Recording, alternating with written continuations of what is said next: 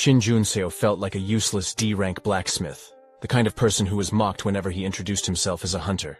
Deep down, he knew he would likely die as a worthless failure. Yet he couldn't help but dream of becoming stronger than anyone. Even as a support class, he believed his life could change, if he just had the power to prove himself. Finally, after much struggle, he was ready to step into the world as a player.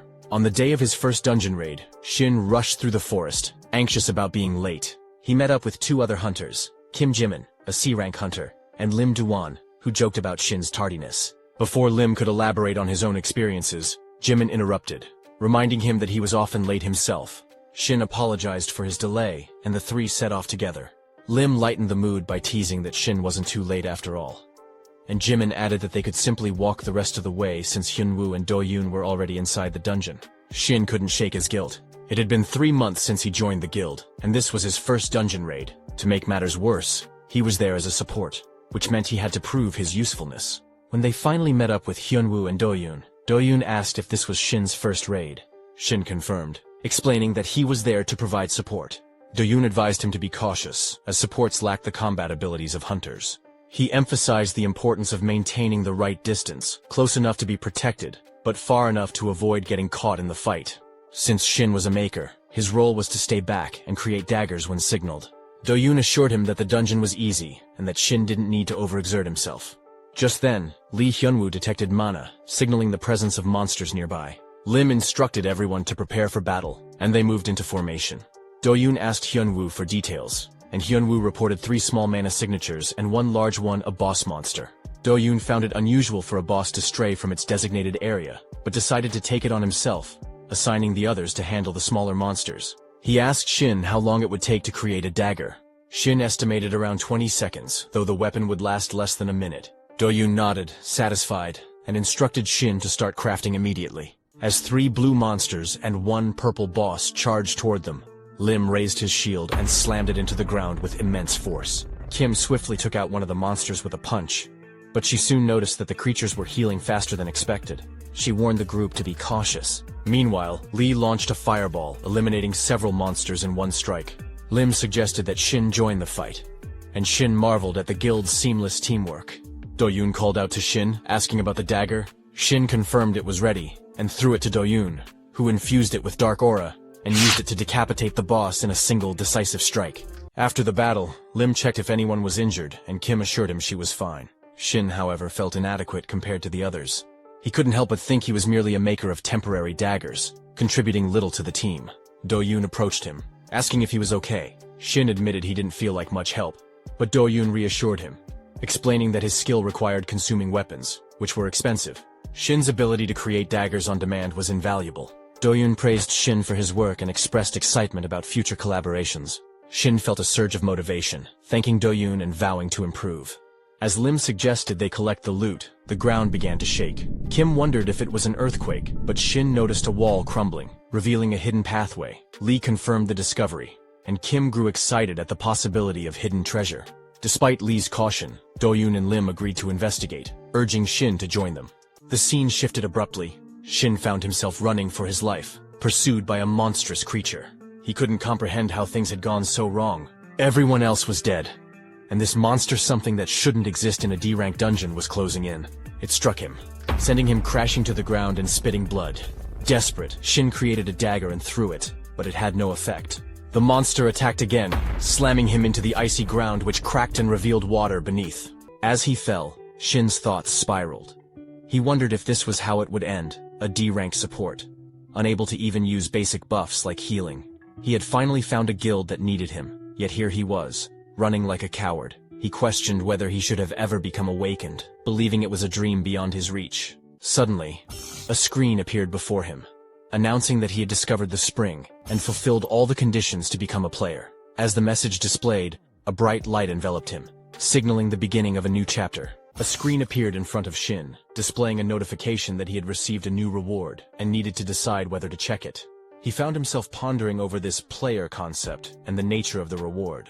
For a moment his mouth hung open as he considered drinking some water, but he quickly snapped himself out of his daze. He thought to himself that he didn't fully understand what was happening, and honestly, he didn't care. Deciding to act, he selected yes. Suddenly, a massive dagger materialized, forming a set of stairs that allowed him to climb out of the ice and stand up to face the monster. The system's voice echoed in his mind, informing him that he would inherit the experience of his previous life, and that the reward distribution had been completed. Utilizing his newfound power, Shin summoned several swords and launched them at the monster. The swords struck their target, and the creature was swiftly defeated.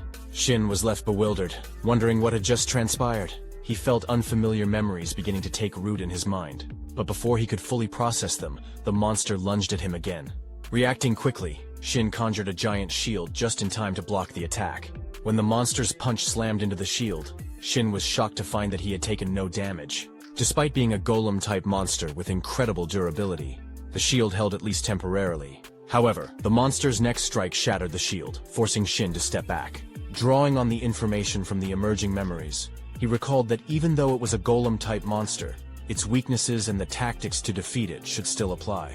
The problem was that the monster didn't seem to have any obvious weak points, and it possessed a regeneration ability that made it even more formidable. Determined to gain the upper hand, Shin decided to use his skill, Grid World. The skill allowed him to materialize a grid within an equal distance radius, enabling anything created within it to move freely according to his will. It was recommended that he attack from multiple angles simultaneously. Shin unleashed the attack, sending the grid to strike the monster from all sides, breaking it into pieces, and finally killing it. Initially, Shin had thought of Grid World as merely an auxiliary skill, something to help him use his creations more efficiently. However, as the skill's proficiency grew, it became clear that it could also function as a powerful offensive ability on its own. A system window popped up, indicating that the monster had been defeated. Shin felt a mix of curiosity and confusion.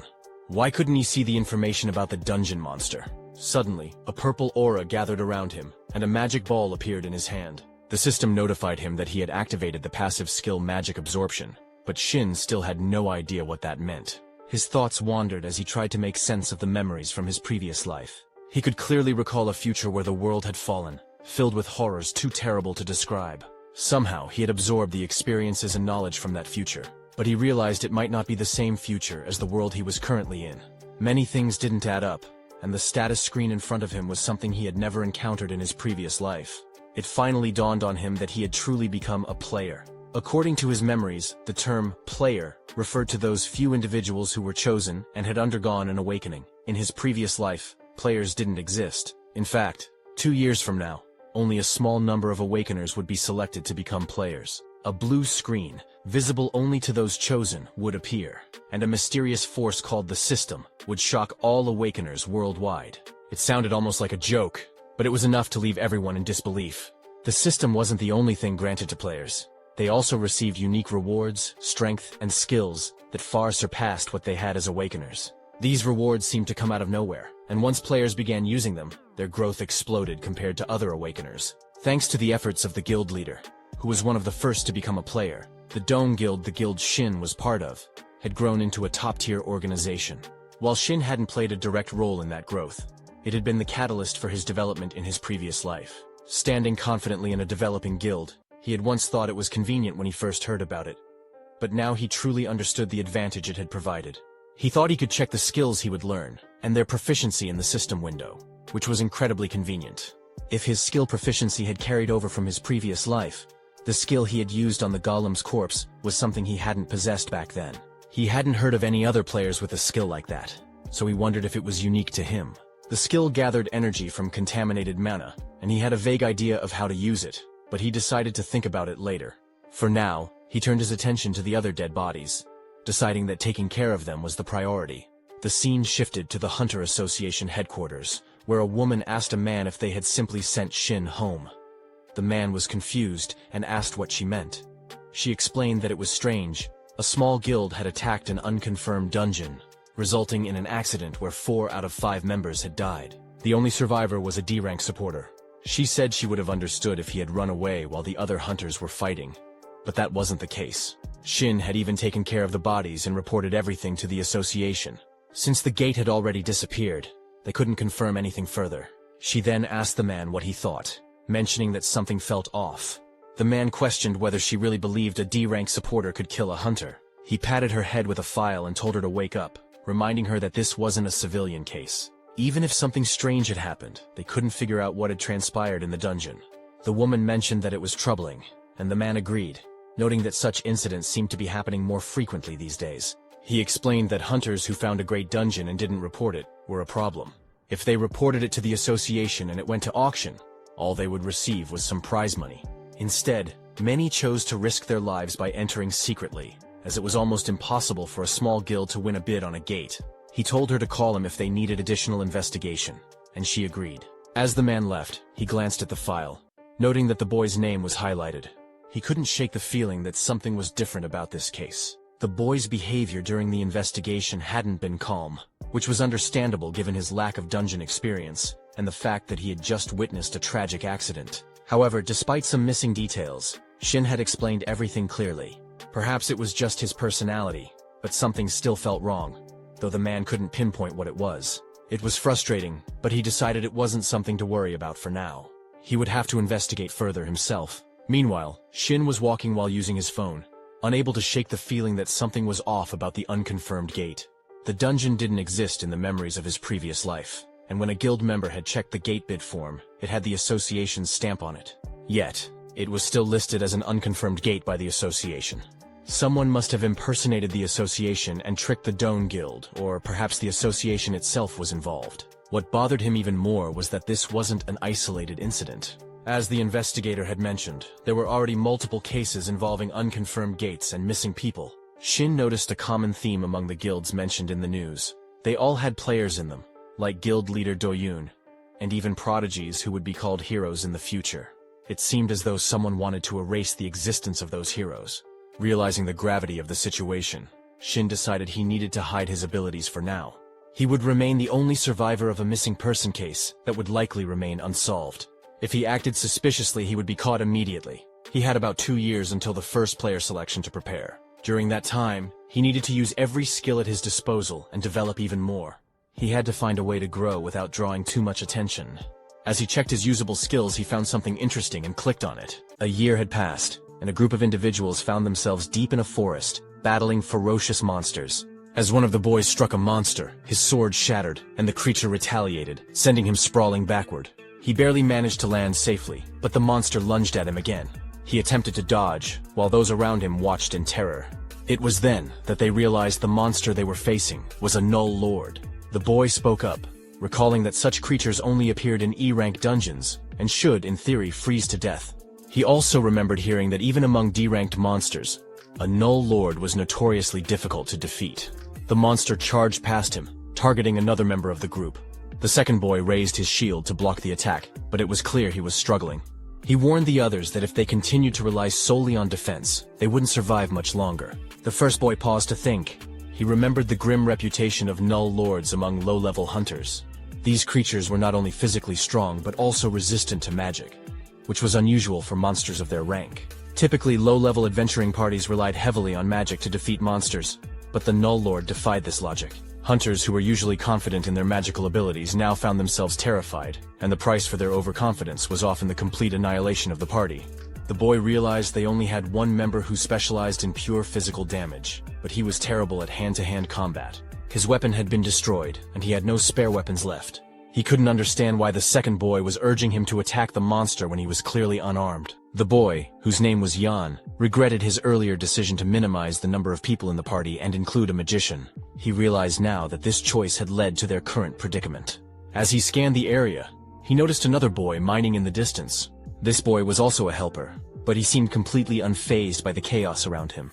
Yan wondered why this helper was acting so carelessly when the rest of the group was on the brink of death. He watched as the helper's weapon disappeared and began to suspect that the boy might have some aptitude as a maker. Though he didn't expect much in terms of quality, he decided it was worth asking for help. Yan called out to the helper, whose name was Shin, and asked if he was a maker capable of crafting a sword. Shin agreed, and Yan requested a sturdy, strong sword. Shin apologized, explaining that he had joined the group as a helper, not a support member. Yan snapped back, saying it wasn't the time for excuses. Didn't Shin realize they were all about to die? Even Shin would perish if they didn't manage to defeat the boss. Shin began crafting the sword, but mentioned one condition. Once they cleared the dungeon, Yan had to forget everything about Shin's abilities. Additionally, when Yan received his share of the rewards, he would have to pay Shin the equivalent of an average support member's fee. Yan scoffed, doubting the quality of Shin's work. After all, if Shin couldn't even secure a job as a maker and was stuck working as a helper, how could they expect to clear the dungeon with his weapon? Shin laughed in response, saying it was ironic because good weapons were essential for clearing dungeons. He assured Yan that as long as they had the necessary tools, they would succeed. With that, Shin began crafting the sword. The scene then shifted to the Overkill Guild, one of the 3 major guilds in Korea.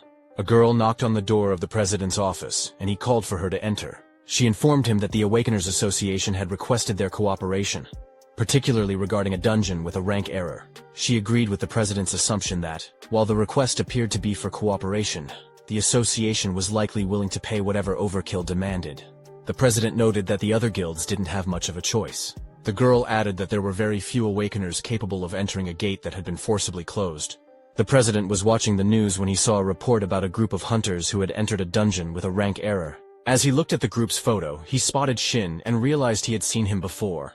A few weeks earlier, a dungeon with a rank error had appeared in Sukadam, and the president had been dispatched to the area. He had dropped by the scene and remembered seeing Shin there. According to the report, Shin was listed as a helper. Rank error dungeons were still rare, and survivors of such dungeons could be counted on one hand. Shin had participated in 2 parties where everyone had survived not once but twice. The president couldn't dismiss this as a mere coincidence. The girl mentioned that rank error dungeons seemed to be appearing more frequently. Just a few days earlier, an E-rank dungeon had transformed into a B-rank one, resulting in the instant annihilation of the entire party. The president remarked that the Awakeners Association must be under immense pressure. The girl added that many people were criticizing the association, as it was their responsibility to estimate, analyze, and announce the rank of a dungeon. The president thought to himself that the association must be struggling. He suggested that those in their guild with the trespass skills should take on more commissions and monitor the situation closely. He then asked the girl about the task he had assigned her, finding a weapon maker of A rank or higher. She replied that she hadn't found one but had obtained a B rank weapon from a Japanese blacksmith. She asked if he wanted to test it. The president declined, explaining that any weapon below A rank would be destroyed as soon as he used his skills. He stood up and instructed her to continue searching, as he was reaching his limit of wasting weapons. Just then, someone entered the room and informed the president, Tahin, that something had happened. Tahin asked for details, and the man explained that he had checked the location of the dispatch request sent by the association. It turned out to be a D-ranked dungeon where some of their new recruits had entered as part of a free attack team. Tahin asked about the measured ranks after the entries, and the man revealed that the dungeon had been reanalyzed as a C rank or upper C rank. Tahin, looking serious, stated that he couldn't afford to lose his new recruits. It was an urgent situation, so he decided to go there himself. The scene shifted to the dungeon gate, where the media was reporting on the situation. The crowd saw President Tahin, accompanied by the girl and the man who had informed him of the crisis. Reporters began asking Tahin to comment on the ongoing issue of rank error dungeons. One reporter mentioned that the association had sent a cooperation request to Overkill for the dungeon entry, and asked if that was the reason Tahin had come in person, because his guild members were part of the attack team. A woman thanked Tahin for coming and revealed that the attack team consisted of 6 hunters, 2 supporters, and 1 helper. All of them had higher than required qualifications.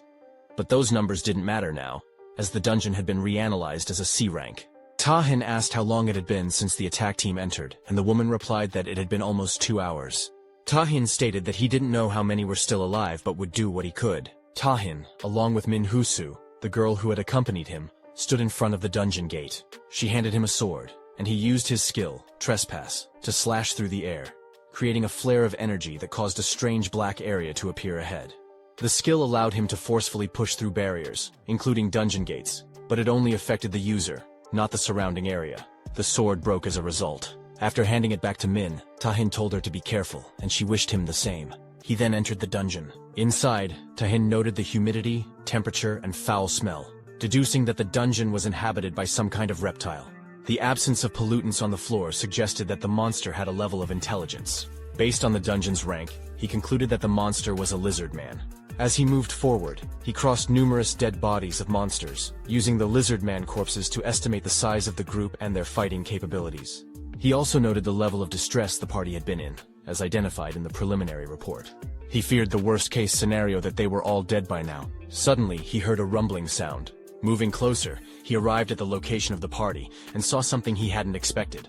A monster was attacking a hunter with a sword, while the other hunters continued to battle. Tahin observed from the side, noting that the lizard men were clearly overwhelming the group. Their speed and movement indicated that they were far stronger than the hunters. He saw one of the lizard men strike a hunter's sword, sending it flying. The monster was about to attack the unarmed man when Shin appeared, using his magic to create a sword out of thin air and block the blow. Tahin, still some distance away, wondered if it was magic. How else could a weapon materialize so suddenly? He watched as Shin used his abilities to craft the sword, and their eyes met in a brief but intense moment of recognition. Shin quickly counted the people around him. When he reached Tahin, the 10th person, he remarked that he was certain only 9 had arrived. Tahin, confused, wondered what Shin was talking about. Just then, another lizard man knocked a hunter back and prepared to attack. Tahin rushed in with his sword to intervene. Shin was astonished that Tahin had come to rescue them personally, especially since he was carrying a weapon he didn't even use. Shin speculated whether it might be a sphere weapon. Tahin blocked the lizardman's attack with his sword and ordered the others to fall back. With a swift motion, he unleashed a series of slashes, creating flares with his sword that cut down the lizardmen instantly. Tahin thought to himself that he hadn't even used his full strength yet. The weapon was clearly B rank, but it felt surprisingly weak to him. As Tahin defeated the lizardman, another one appeared and lunged at him. Tahin dodged the attack, causing the lizardman to crash to the ground. Shin approached Tahin and asked if this kind of wear and tear always happened when he used his skills, commenting that it seemed like the weapon suffered serious damage. Tahin wondered if Shin was trying to pick a fight with him. Shin then called out, urging Tahin to use his weapon properly and avoid destroying any more of the fragile weapons. Tahin was taken aback when Shin materialized a weapon with a single gesture. Not only was Shin a weapon maker, but he was also exceptionally skilled and competent far beyond the average. Tahin couldn't comprehend why someone so talented was acting as a mere helper. He had heard that low-grade supporters often took on helper roles due to financial constraints. Shin took Tahin's weapon and mentioned that there would be a condition. Once Tahin cleared and left the dungeon, he had to forget everything about Shin's skills and Shin himself. Tahin raised an eyebrow, asking if Shin thought he could simply forget because Shin wanted him to. Shin replied that if Tahin didn't agree, he could go ahead and smash all his high-class weapons. Tahin considered the offer. He knew the weapon might break the moment Shin used a skill on it, but having more weapons couldn't hurt. Reluctantly, Tahin agreed, promising to forget about it. Shin smiled, saying that was great, and told Tahin to go wild. Tahin rushed to attack the lizardman, flaring his sword and breaking the monster's weapon. Shin watched in surprise, having expected Tahin to merely deflect the attack. Instead, the opponent's weapon was destroyed first. Tahin's control over his weapon was far beyond what Shin had anticipated. Shin wondered if Tahin's weapon was just that much stronger. Intrigued, Shin thought to himself that the weapon maker must be capable of manifesting at least a B-rank weapon on the spot. This was getting interesting. Shin decided to test the weapon's capabilities further. He cranked up the power, stabbing the lizardman and using a fire blast. After that, he jumped behind the lizardman, stabbed the weapon into its head, and released another blast of fire. The lizardman spat out green blood as it collapsed. Tahin stood there staring at the weapon Shin had made, now covered in blood. To his surprise, there wasn't a single scratch on it. Before he could ponder further, the newbies from his guild appeared, calling out to him. They thanked Tahin, saying it was because of him that they were alive and safe. Tahin replied with relief, noting that none of them seemed badly hurt. They explained that they hadn't been able to fight with their own weapons, but had managed to hold out thanks to Shin. Tahin turned to Shin and asked for his name. Shin wondered why Tahin would want to know the name of a mere helper. Tahin replied that they should at least know each other's names and introduced himself. Finally, Shin approached and introduced himself as well. He mentioned that he would leave the magic stones at the dungeon's entrance. The others agreed, but Tahin asked Shin to accompany him to the boss room. Shin hesitated, stating that he was just a helper. Tahin insisted, explaining that the dungeon had turned into an error dungeon, meaning no one could leave unless the boss was defeated, whether they were a helper or a supporter. Shin responded by saying that Tahin was more than capable of taking down the boss himself. Tahin countered, pointing out that, as Shin had seen earlier, no other weapon could handle his skills. No matter how skilled Shin was, it would be pointless if he just ended up smashing the weapon Shin had made for him. Shin assured him that the weapons he made wouldn't break. Tahin argued that while Shin might believe that, this was an error-class dungeon. The creatures here were far beyond the average lizardman, and if the boss was as strong as he feared, no amount of caution would be excessive. Shin eventually agreed and began moving, his steps echoing as he followed Tahin. When they reached the boss room, they encountered the Lizard King and another lizardman. Tahin suggested that Shin should disregard any previous danger levels or information he had, and focus on ending the fight as quickly as possible. He warned that if they took too long, his weapon might snap in two. Shin once again assured him that the weapon wouldn't break, and added that if Tahin didn't believe him, he could test it out himself. The Lizard King commanded his minion to attack, and the lizard lunged forward with its paw. However, Shin and Tahin skillfully dodged the strike. Tahin then charged with his sword, but the lizard used its power to overwhelm him with intense pressure. Disoriented and unable to comprehend what was happening, Tahin leapt into the air. The lizard followed, attempting to strike Tahin's weapon. After the clash, Tahin was sent flying into the sky. The Lizard King swiftly climbed onto the lizard's head, and the creature unleashed a powerful flame attack toward Tahin.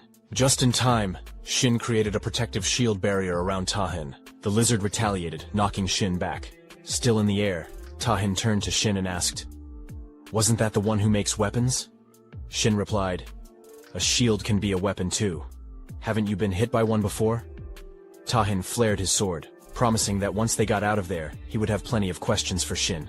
The Lizard King then conjured a long chain to strike Tahin. However, Tahin effortlessly stopped the chain with his fist, causing it to wrap around his sword. As the lizard tugged on the chain, Tahin was pulled closer. Shin, urging Tahin to focus, told him to stop playing around and fight properly. In response, a second sword materialized in Tahin's other hand. Tahin, noticing the new weapon, questioned, "Didn't you tell me to test him? Shouldn't it be something for a pet?"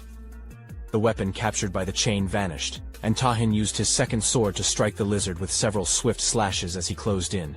The Lizard King watched intently, but Tahin threw his sword at him, followed by a powerful kick that sent the Lizard King reeling backward.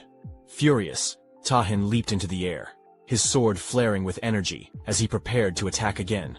The Lizard King, now focused on Shin, attempted to strike him, but a transparent barrier appeared, protecting Shin. Growing angrier, Shin wondered aloud if the Lizard King really thought he could threaten him with webs. Tahin, equally enraged, stood ready for the next move. After a while, the entrance to the dungeon, which had been glowing red, shifted to a calm blue. Outside, people began to wonder if the dungeon had been cleared. As the group emerged, reporters rushed over to Tahin, bombarding him with questions about the dungeon's interior, the boss monster, and whether everyone had been saved. Min approached Tahin, asking if he was injured. Tahin reassured him, saying that he was completely fine. The hunters surrounding him praised his efforts, with one girl mentioning that if it weren't for him, they would all have perished. Meanwhile, Shin handed the team leader a bag of magic stones, explaining that he had already received his payment in advance, and was leaving. The team leader expressed his gratitude for Shin's hard work, without acknowledging Tahin. Shin silently left the area. The reporters then turned to Tahin, eager to know how he had managed to clear the dungeon so quickly. They suggested that the dungeon must have been easy for him. Tahin shook his head in disagreement, and just as he was about to mention Shin's role, he realized that Shin had already gone. A girl spoke up, commenting that while everyone else had been blocking and working together, Tahin had handled the majority of the threats on his own. She asked Tahin how everything had gone. A boy chimed in, expressing that all of their weapons had been destroyed, and that he had no idea how dangerous the situation had been. He added that if it weren't for Tahin, they would have all been wiped out long ago. Tahin, slightly confused, asked the boy what he was talking about. The boy explained that when it came to the weapons, it was thanks to the person who had been crafting them for the group, which allowed them to last as long as they did. He apologized to Tahin and inquired about the support who had come as a helper and weapon maker. The boy seemed unsure about the weapon maker, acknowledging that the helper was indeed a support role, but wondering if that person had any special abilities.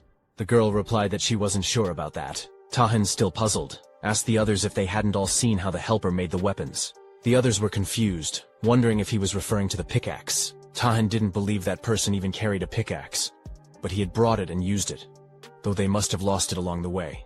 Tahin then realized that the person had mined all the mana stones. As Tahin wondered what was happening, he remembered that they had all received weapons from the same person, yet it felt as if they had forgotten that fact. He recalled Shin giving him a sword and telling him to forget everything related to his abilities. Tahin then thought about the rental pay, and how the person had used a skill exclusive to an A-rank or higher maker. Just then, a man called out to him, and Min noticed something was off. Tahin handed a container to the man, then turned and left to search for Shin, wondering where he had gone and if he had already left. Meanwhile, Shin had been hiding while Tahin searched for him. Min and the man approached, asking Tahin what was wrong. Tahin called out to Min, telling her that he needed her to find someone for him. As Tahin sat in his guild office, several men arrived with information about Shin's location.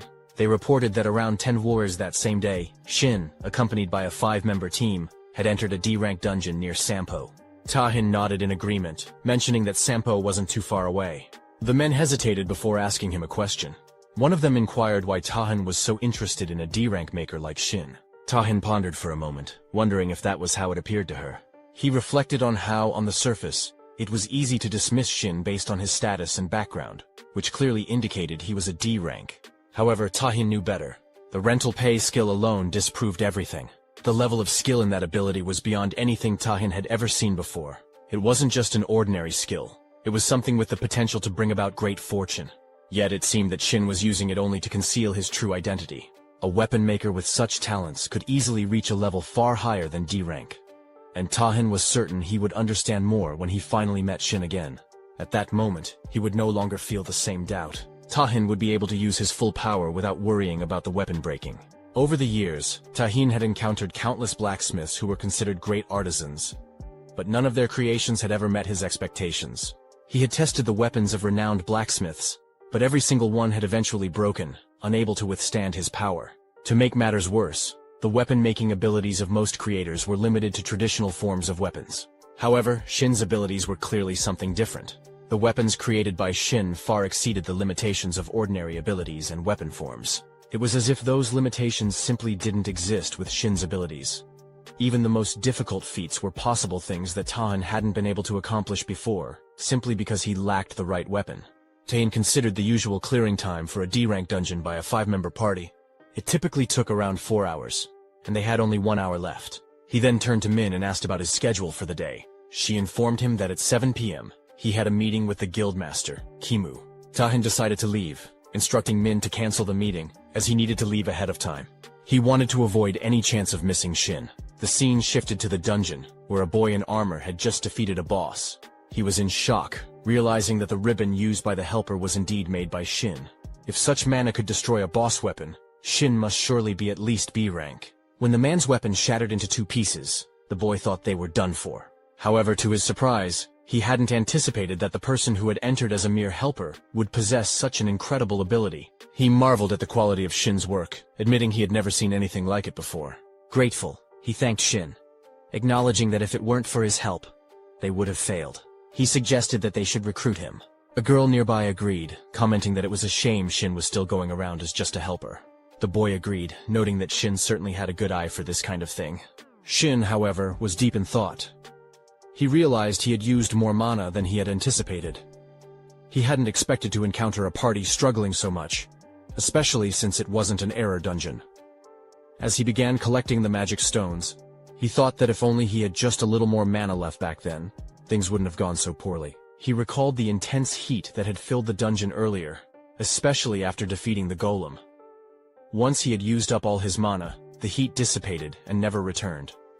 The mana he felt now was no more powerful than that of a typical D-rank awakener. Still, there was relief that he hadn't encountered any major problems while crafting the weapons. Shin also reflected on how his past life memories had helped him in ways he hadn't expected. The maker's basic skill, creating, was designed to aid in the creation of specific objects. It was a highly intuitive skill, where the quality of the item created was directly proportional to the mana used. However, there was still one unknown aspect. Another method that could enhance the performance of the skill, which Shin had yet to uncover. What he did know was that the deeper his understanding of the object he was crafting, the higher the quality of the creation. The most remarkable aspect of the ability was that as the quality of the item increased, the efficiency of the mana also improved. This meant that even when using the same amount of mana to create identical objects, the quality would vary meaningfully based on the creator's level of understanding. After his hidden ability was revealed, Shin found himself reflecting on the various training he had undergone. He remembered his horse training, the material research, the lessons he received from a hunter as a support, and his time spent in the workshop learning the intricacies of crafting. Despite all this, the excitement he felt was more intense than he had expected. He continued mining, thinking that while he didn't know exactly how much better his abilities would become, he knew that in comparison to the mana he was using, the quality was improving. However, it was clear that there were still limitations, both in crafting and in using the rental pay skill. The process was still clunky, and he struggled to use both abilities effectively at the same time. As he gathered the magic stones, he thought about how expensive mana-related equipment was. That was why, for the time being, he couldn't afford to purchase any of it. Just a few more mana points, he thought, knowing that mana-related items were among the few things that could be mass-produced. He made a mental note to order more potions. Although his earnings as a helper were modest, he was still struggling to get by. No one would accept a D-rank maker as a full-time support, so he didn't have many options. But at least the results of his efforts were promising, and for that, he was relieved. He opened his status window and saw that there was only a small amount left until he reached his mana absorption goal. About 20% remained. He realized that a few dungeon clears wouldn't be enough. A single mana clear only contributed just over 1% of the total mana, and the efficiency was far too low. The only remaining option, it seemed, was to enter an A-rank error dungeon to absorb a large amount of mana at once. Entering the ranker dungeon was the only method. Unlike other dungeons, it allowed for significantly more mana absorption, which was exactly what he had been seeking. The problem was that he couldn't predict the difficulty of the ranker dungeon before entering. It would have been tough without Tahin's presence, as the previous experience had proven. He concluded that there would likely be at least a C-rank boss, and so he needed to prepare accordingly. The only way to grow as a D-ranked awakener, for now, was to focus on the rewards gained from mana absorption. The team leader acknowledged their efforts and appreciated their work. As they were leaving, he mentioned they would meet again in the future. Shin felt satisfied that he had created lasting memories with them. Just then, Tahin caught up to him and asked if Shin remembered him. Shin realized his efforts hadn't had much impact, and, in response, asked Tahin if he would believe him if he said he didn't. Tahin responded by handing him a card. Shin inquired what kind of work Tahin wanted from him. Tahin explained that he had something important to discuss, which was why he was asking for a little of Shin's time. When Shin saw the Overkill Guild name on the card, he recognized it as one of the top 3 guilds in Korea. He knew he wasn't in a position to get involved with such a prestigious guild yet, so he needed to find a way to politely decline. Shin claimed he didn't have any time, mentioning a prior dinner appointment. However, as he tried to leave, Tahin placed a hand on his shoulder and insisted that Shin wouldn't regret the conversation. Tahin assured him it would be quick, and even offered to treat him to dinner. Shin retorted, noting that as the guildmaster, Tahin must have plenty of time. Unlike a low-ranked supporter like him, Tahin admitted this was true. Shin wasn't thrilled about it, but he realized he needed to gauge how much the rental fee had affected Tahin. Reluctantly, he agreed to talk for a while. The 3 of them went to a traditional house for dinner, and Shin asked what business the guildmaster of the Overkill Guild could possibly have with a D-ranked supporter like him. He suspected it was simply because Tahin had too much free time and wanted to make small talk. However, Tahin explained that, as Shin had noticed, his class was Berserker. While this granted him overwhelming attack power, it also came with a limitation. Few weapons were capable of withstanding the immense force of an Emperor Berserker. Finding a weapon supplier that could match his needs was crucial, and Tahin had been searching tirelessly. He had visited countless places, both within and outside the country. From the best blacksmiths to the most renowned weapon makers in the field, he had left no stone unturned. If there was even the slightest chance a weapon could meet his requirements, he would commission it without hesitation, regardless of time or cost. Yet, every weapon he had used until then had been unable to withstand his full power, except for one, a sword created by Shin. Shin realized then that the rental payment hadn't affected Tahin at all, and he didn't believe there was a nullification skill in the Berserker class. Tahin's careless confidence made Shin wary. He knew he would need to be cautious when using such a strategy with a higher-level hunter. Sensing the change in Shin's demeanor, Tahin decided to be more direct. He asked if Shin would be interested in joining his guild, knowing that Shin wasn't currently affiliated with any. Tahin promised that if he joined, Shin would receive the best possible treatment. He offered Shin a contract fee of 10 billion, along with separate payments for operational expenses and dividends. The contract would be for 1 year, and each time it was extended, the fees would increase by 10. Just as Tahin was about to explain that the exact details would be in the contract, Shin quickly apologized, stating that he had no intention of joining a guild, and would have to decline the offer. With that, Tahin had nothing further to discuss. Shin stood up to leave and thanked him for the meal. Tahin called out to him once more, but Shin didn't stop. Min, who had been quietly observing, asked Tahin why he had made such an offer to Shin. There seemed to be no clear reason for it, yet the conditions were trivial. Tahin responded by saying that if Min were in his situation like Shin, she wouldn't question the offer. He continued, mentioning that while the weapon Shin had created hadn't fully reached his potential, it was the first one that felt like it could withstand everything he had to give. Min hesitated, still unsure, but Tahin pressed on. It wasn't just about the sensation of the weapon itself. He asked her to consider the total sum of all the high-level weapons he had destroyed over the past year. Min realized then that the guildmaster's expenses on weapons were astronomical, especially when factoring in the cost of those weapons being destroyed because they couldn't handle the pressure. If a weapon wasn't above a certain rank, his abilities wouldn't even be fully unleashed. Min then remarked that if that were the case, the contract fee Tahin offered would mean very little. However, The issue until now had been that no one, not even those considered the best in the field, had been able to craft a weapon that could withstand such power. Taehin responded by explaining that the fact Shin had this ability was exactly why he wanted to recruit him at any cost, regardless of the offer he made. As Shin walked away, he thought to himself that there might come a day when he would have to turn down an offer from one of the top 3 guilds, the Overkill Guild, and from Taehin himself. While the offer was tempting, he knew it was still too early for him. He decided to wait patiently, certain that Taehin would come back to him again. The scene then shifted to a dungeon where several goblins were being slain. Suddenly, one boy's arm was severed by a mysterious figure. Another boy, witnessing this, asked the man who he was. The man wielded a giant sword, and his actions were so striking that they would be remembered for a long time. At a moment like this, most people would be whining or begging for their lives, losing consciousness from the pain. But this person, the one who would eventually become a hero, was different. He stabbed the first boy, killing him without hesitation. The second boy, stunned and confused, wondered what had just happened. Was the man trying to kill them all and take their trophies? The man, not concerned with such a mundane reason, responded that it wasn't his intention to explain himself. He saw it as a waste of energy to explain anything to someone who was about to die, but he would share everything if the boy managed to defeat him. So, the boy had better hurry and try. The boy realized the man was not an easy opponent. At this ambiguous distance, he would surely die. So he resolved to either lose an arm or a leg in an attempt to fight back. He charged at the man. But the man blocked the attack effortlessly with his massive sword, and swung it back with such force that the boy's sword was sent flying into the air. The boy was stunned. The man then kicked the boy with such strength that he was knocked back. Disappointing, the man muttered. Excited by the fight, he said it was his first hero-ranked subjugation in a year. However, to think that the boy was such an insignificant opponent was a letdown. Still, he commended the bravery it took for the boy to challenge him.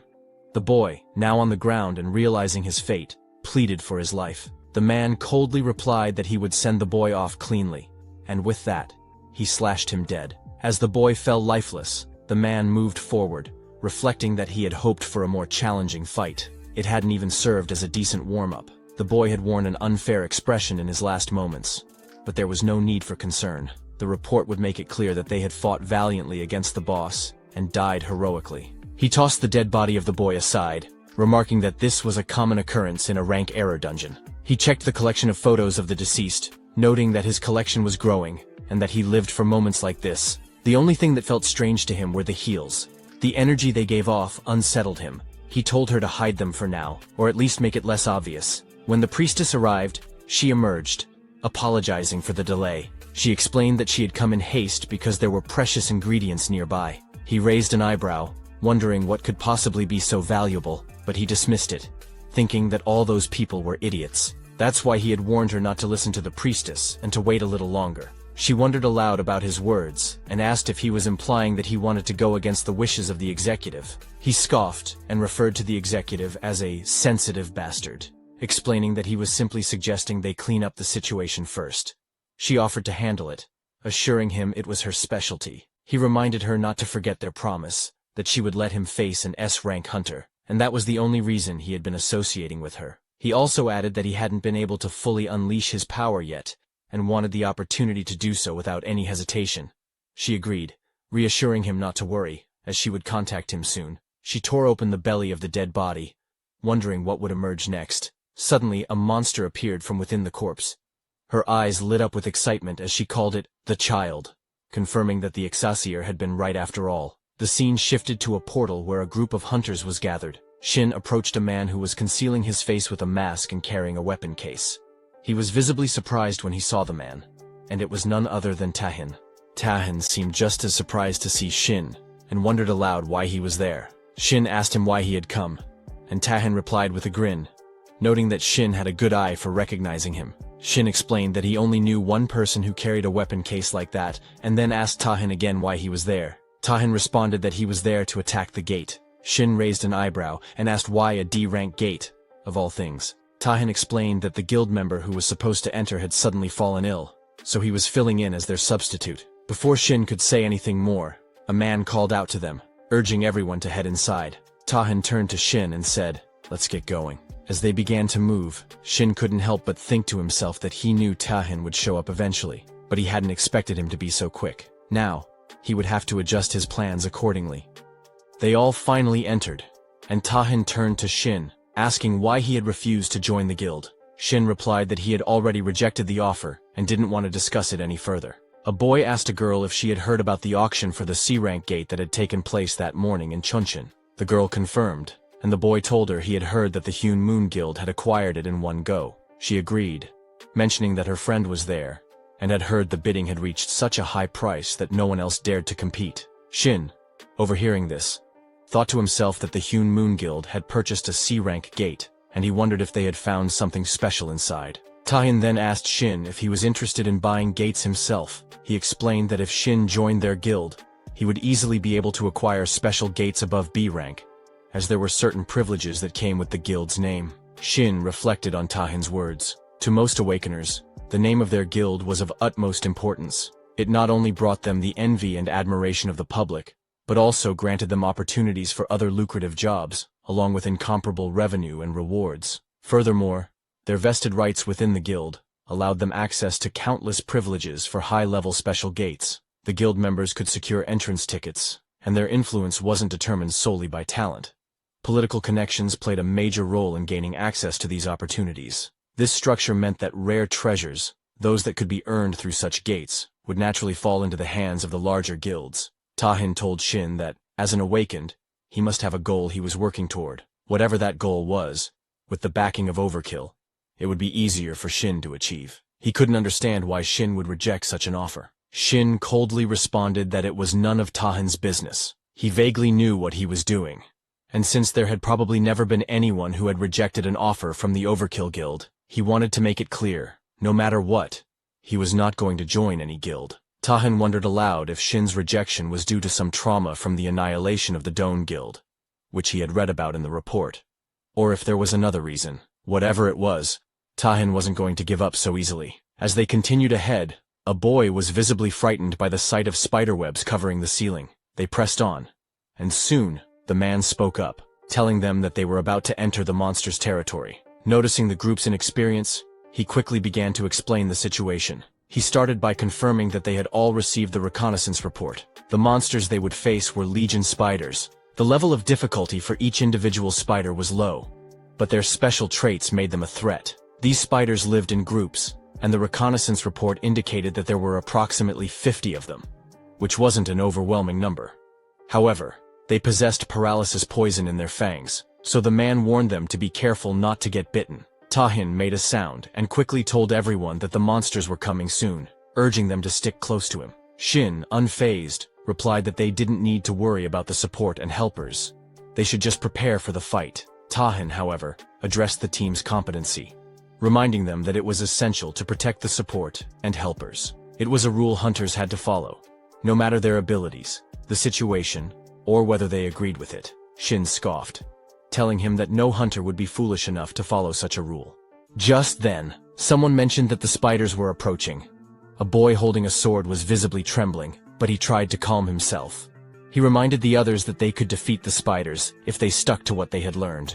As one spider jumped toward them, the boy swung his sword effortlessly, slicing it down in a single slash. Another boy used his shield to protect himself, while a girl with a magic staff cast spells, attacking the spiders with bursts of energy. Tahin thought to himself that, for a D-ranked team, their performance wasn't bad, and he didn't have to worry about them too much. However, Tahin was taken aback when he saw the large group of spiders.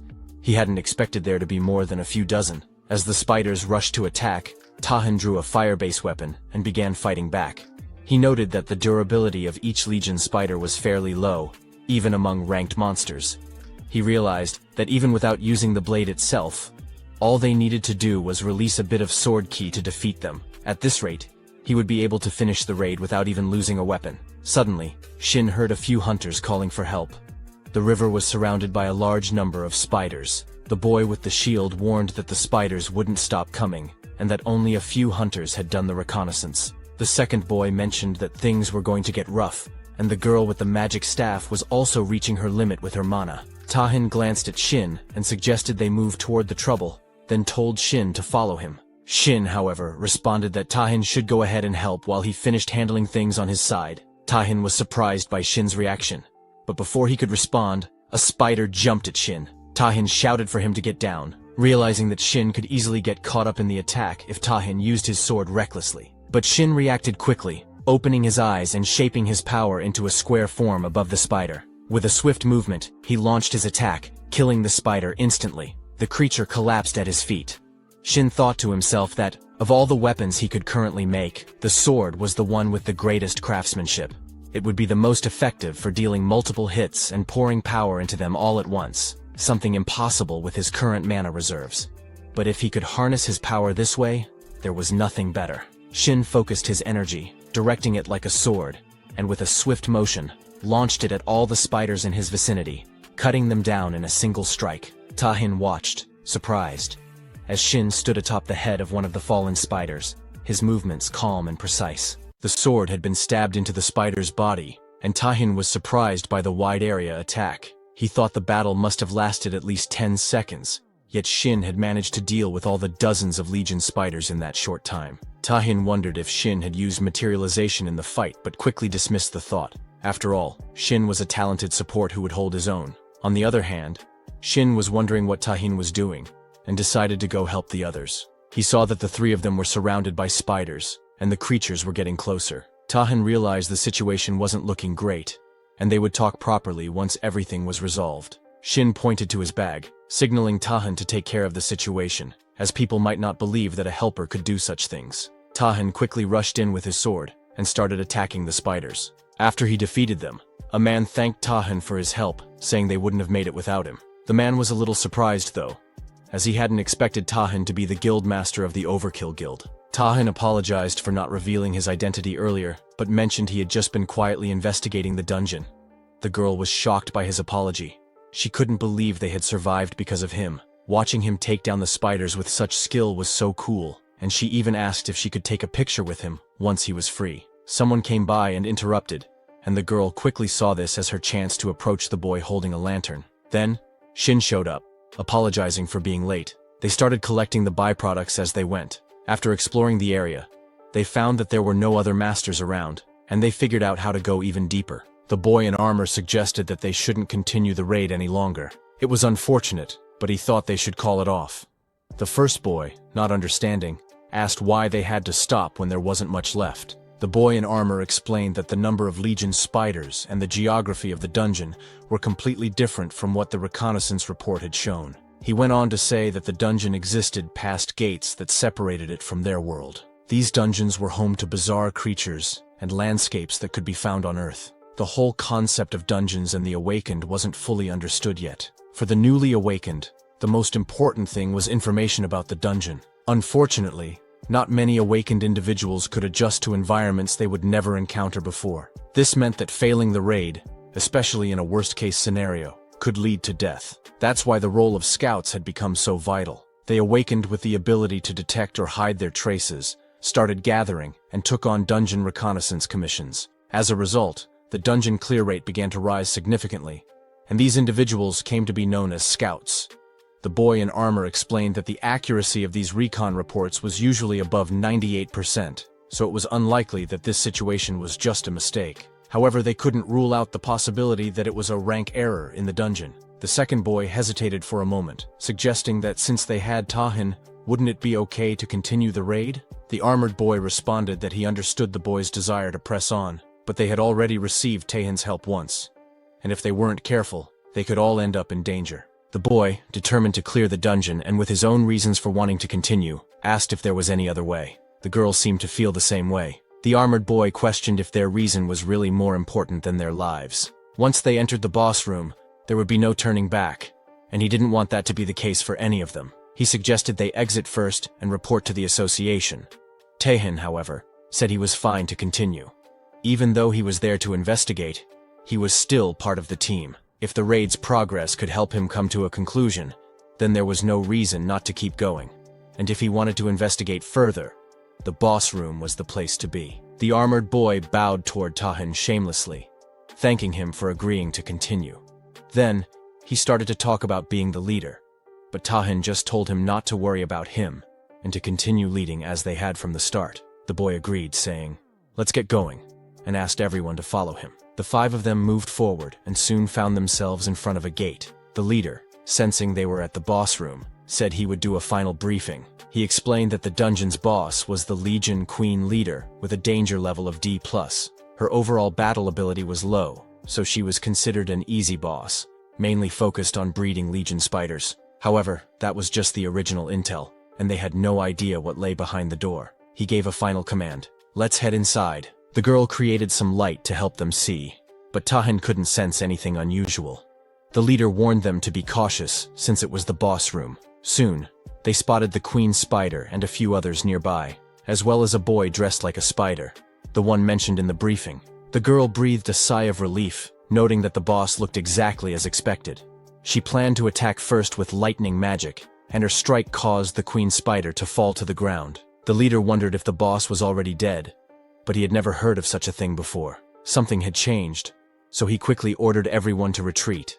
Suddenly, they heard a disturbing sound, and a very deadly spider with a human-like upper body appeared. It was Awakens. Tahin immediately prepared to strike, realizing that a B-rank monster had appeared. He knew that his sloppy swordsmanship wouldn't leave a scratch on it, so he had to make sure his first blow did the most damage possible. He was about to deliver a fatal strike when, to his surprise, his weapon broke into pieces mid-swing. As he was flying through the air, Tahin realized his sword was destroyed, and he couldn't deliver the finishing blow. Just as the Awakens was about to attack, Shin quickly created a temporary weapon for Tahin, telling him to buy some time until he could forge a proper weapon. Shin was using up his mana, but it wasn't working at all. He started to wonder if he had drained it completely. It was amazing that he had lasted this long with his current mana levels. Thanks to the potions, he was able to keep going, but he could only drink 1 bottle a day, anymore, and they could become addictive. After drinking the potion, he noticed the effects were still good, but it was too late for him to make a proper weapon. He began crafting it, thinking about how the Awakens was a high-level B-ranked monster, while the error boss that should have appeared was the C-rank monarch spider. They were incredibly lucky that Tahin had joined them. Without him, it would have been nearly impossible to face the Awakens with their current group. When the danger level hit B, everything changed, and the fight became much harder. The Awakens was battling Tahin, who was surrounded by flares. Shin thought to himself that his fighting power was equal to 5-rank hunters. Given the Awakens' abilities, they couldn't rely on Tahin alone. He turned to the others and told them to get ready.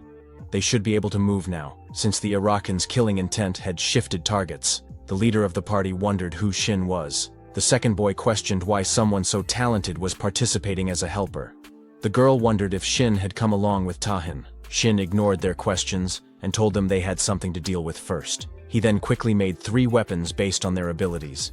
He told them to pick up the weapons in front of them and either raid the dungeon by defeating the spiders or run away and wait outside until the situation cleared up. Shin trusted that they would make the right decision. As more spiders rushed toward them, the boy slashed through them with the sword, amazed by how powerful it felt. He had never wielded such a weapon before. With each slash, it felt like cutting through paper. He even wondered if killing monsters was always this easy. The girl, using high-level magic, attacked all of them at once. The leader watched in surprise, realizing that the only thing that had changed was the weapon, yet the power of their skills had increased several times over. He wondered if the weapon Shin made was really that good, and who exactly Shin was. Tain's sword was now covered in green blood from the high-level monsters, and he found it a bit tough to buy time as the Awakens came charging to attack. Tahin thought to himself that he needed to finish this as quickly as possible. He rushed in with his sword, slashing down the Awakens, and to his surprise, the sword held up fine. He realized it was much stronger than before, just like Shin had explained. Suddenly, a wave of spider heads appeared. The girl wondered where they had come from and where they were going. The leader quickly figured out the spiders were heading straight for Tahin. Tahin told everyone to back up. He suspected that the Awakens had hidden these spiders, and things were getting more complicated. He also realized that the Awakens' abilities were activating. As the spiders reached the Awakens, Tahin understood what was happening. The Awakens was sacrificing the spiders to transfer their life energy to herself, effectively reviving her. He realized that the Awakens would keep coming back unless they killed all of the spiders. Tahin rushed in to attack again, thinking that he needed to increase his firepower and finish the battle in one blow. As the flares burned on his sword, it started to break apart, which made Tahin worry. Shin, watching, commented that Tahin was more amazing than he had thought. Even though Shin had made the sword with his barely remaining mana, He never expected Tahin to actually destroy it. Shin quickly made another sword, telling Tahin to use it. This one wasn't the single-edged sword Tahin was used to.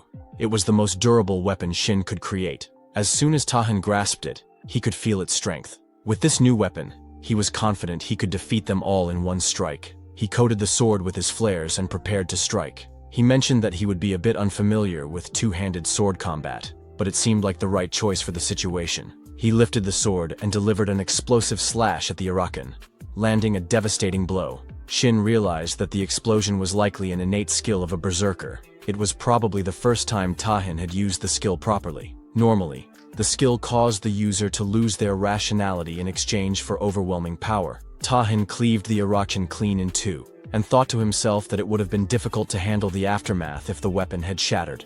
Tahin felt the danger in the situation. If he hadn't released all of his power, his rationality might have been consumed. That was the second time since his awakening that it had nearly happened. He realized he had used his skill properly this time, but it was still unsettling. As he looked at Shin, he understood that Shin was no ordinary awakened. The moment his abilities were discovered, the whole world would focus on him. They stood there, looking at the dead body of the Arakan, which radiated an overwhelming amount of mana. It was nothing like any other dungeon-era boss they had encountered.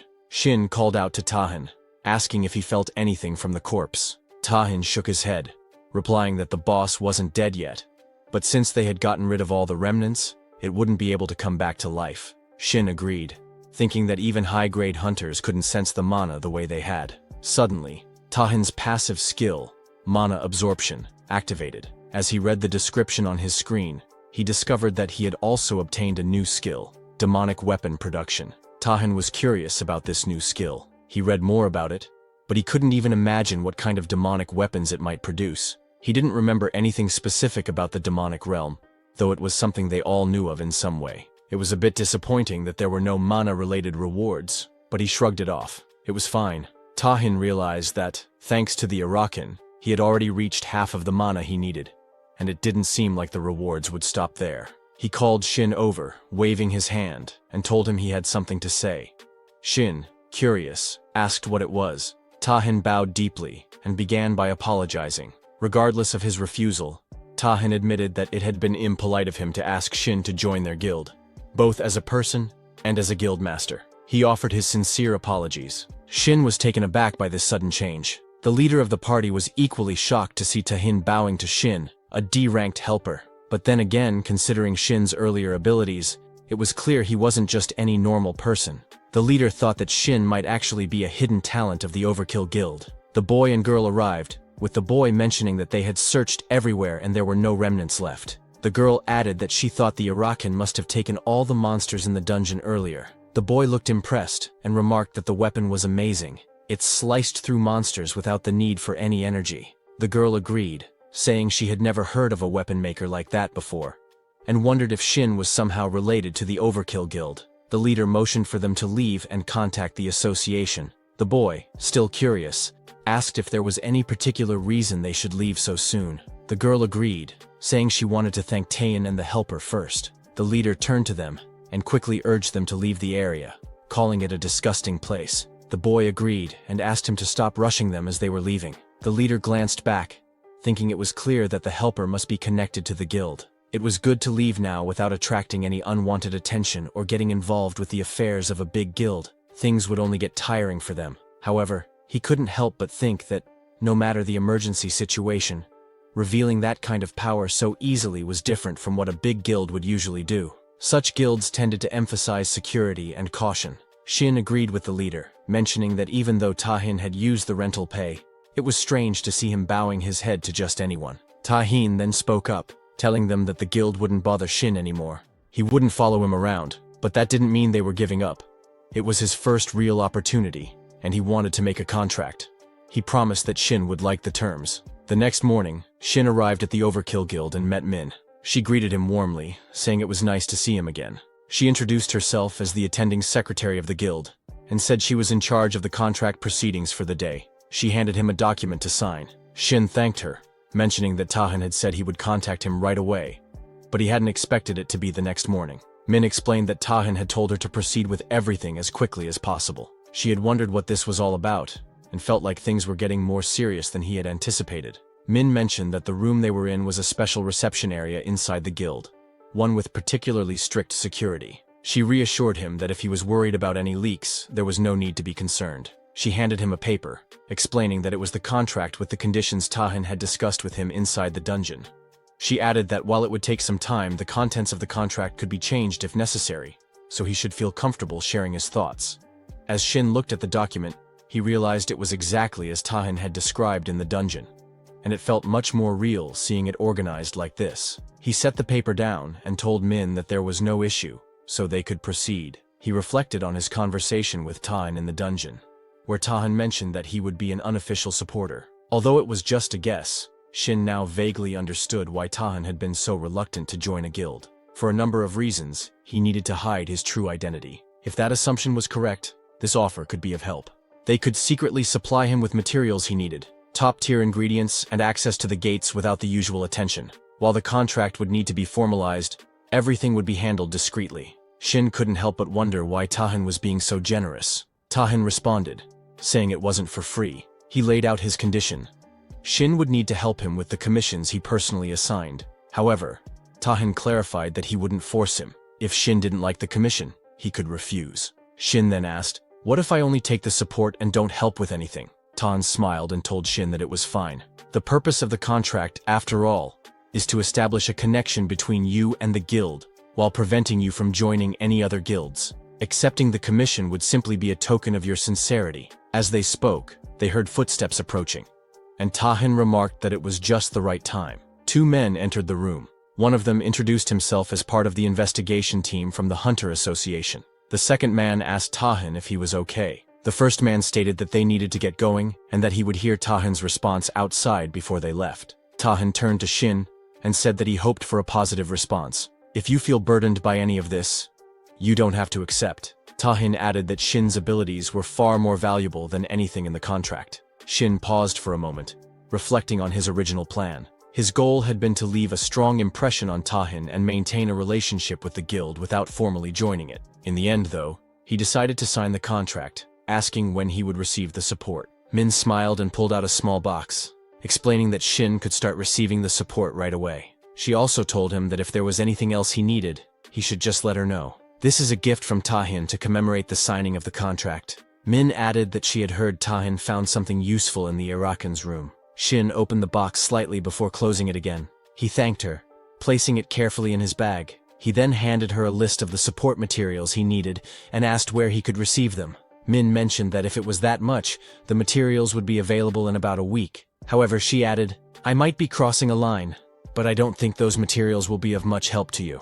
Shin agreed, mentioning that he wasn't planning to use them anyway. He stood up, saying he had someone else to meet and needed to leave. He made his way to another building and waited there. As he checked his phone, he noticed it was around the time she was supposed to arrive. Finally, he saw her walking toward him, Hamjia, an A-rank hunter. The scene reminded Shin of the past, back in the forest, where Jia had attacked and killed a monster with ease. It was a time after the player selection, when she was hailed as the hunter prodigy, the god archer. She approached the reception desk, excusing herself, and asked for the entrance to the training gate. She showed her card, and the lady behind the desk immediately recognized her as an A-rank hunter. The lady then asked if the C-rank training gate would be acceptable. Jia politely declined and requested the D-rank gate instead. Both the lady and a man at the desk were confused by this. The lady thought to herself that it hadn't been long since Jia was officially recognized as an A-rank awakened. Even so, Jia had very little experience and had only entered a few gates up until that point. The man too had seen lower-ranked awakened give up on the hunter life altogether, but he had never seen an A-rank ask for such a request. For some reason, Jia seemed like she might be demoted. An awaken's rank was initially determined by the amount of mana they could absorb. When the blue energy poured out of the cracks, mana flowed into everyone's bodies, but the amount each person could absorb varied.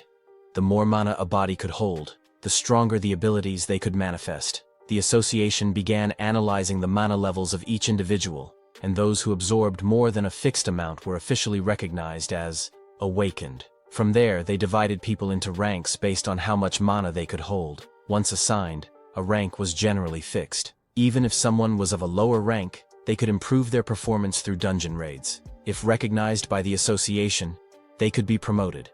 and the opposite could happen as well. Gia finished filling out the form and handed it to the lady. The lady told her she would help with the association process and asked if Gia had a partner she was planning to enter with. Gia declined. The lady then said she would add Gia to the partner recruitment list, as the rules required at least 2 people to enter together.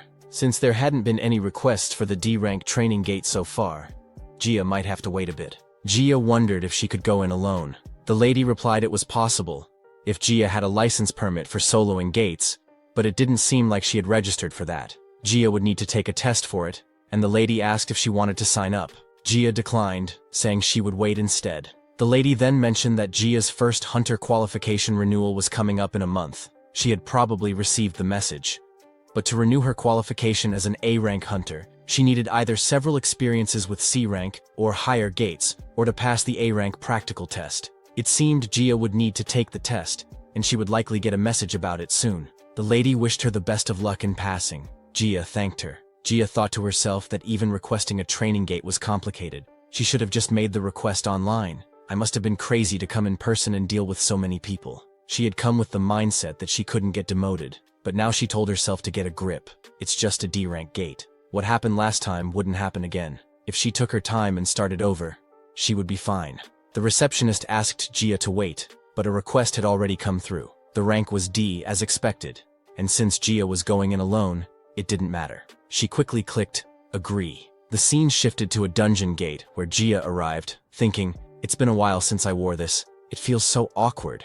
As she was about to enter, a man named Shin approached her, introduced himself as the supporter, and said he hoped they would get along. Gia bowed to greet him. He apologized for being late and suggested they head inside.